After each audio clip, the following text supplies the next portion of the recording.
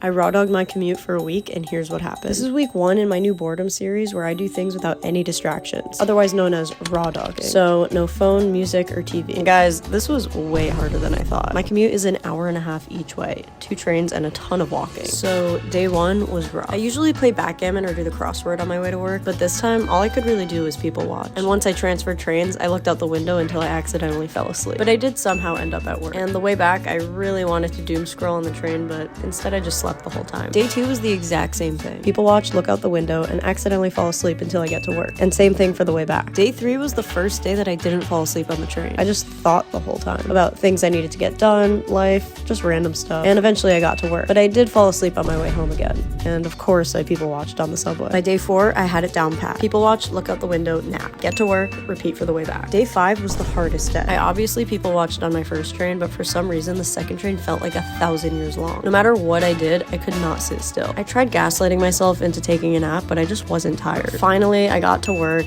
and on the way back, it was a lot easier. So, did raw dogging my commute have any positive effects on me? Yeah.